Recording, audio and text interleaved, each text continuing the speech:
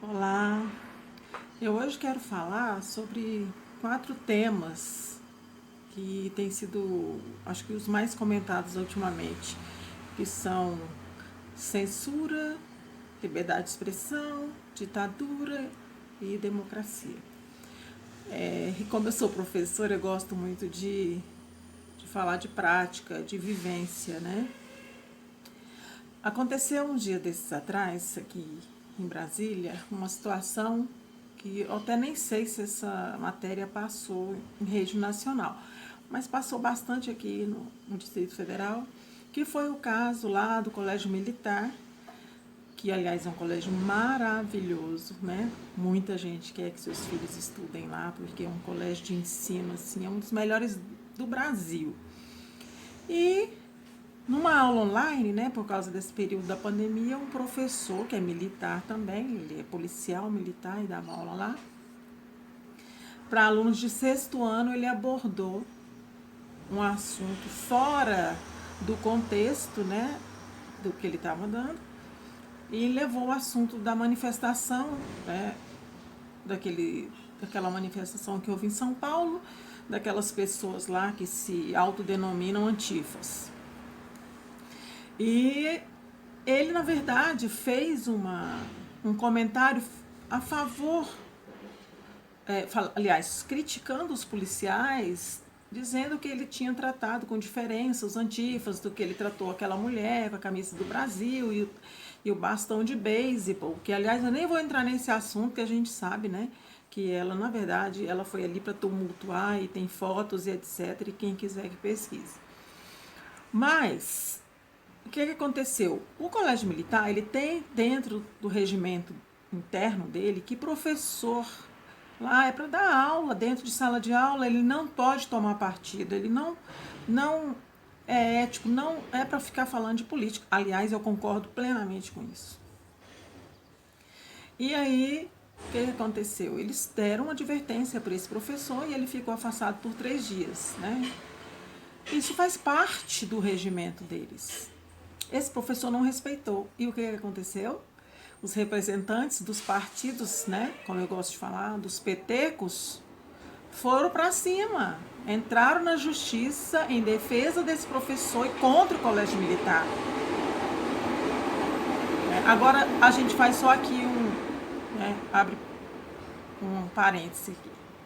E se esse professor estivesse falando mal, né, daquilo que eles defendem, do ídolo deles, será que eles tinham ido lá em defesa desse professor? Eu quero que você responda para você mesmo, porque eu respondo o que eu penso aqui para mim. Eles não teriam feito isso.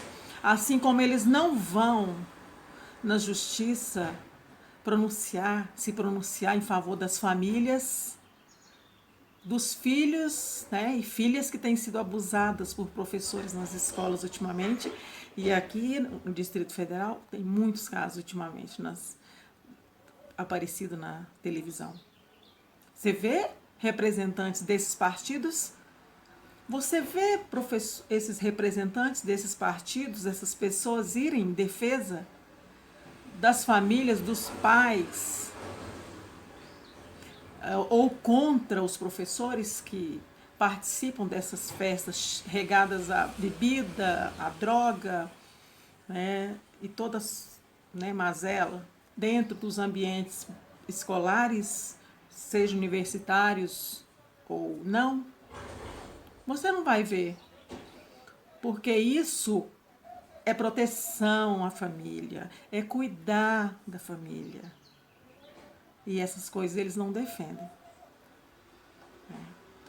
Porque muitas coisas têm acontecido dentro dos ambientes de universidade, das escolas, e você não vê eles defendendo.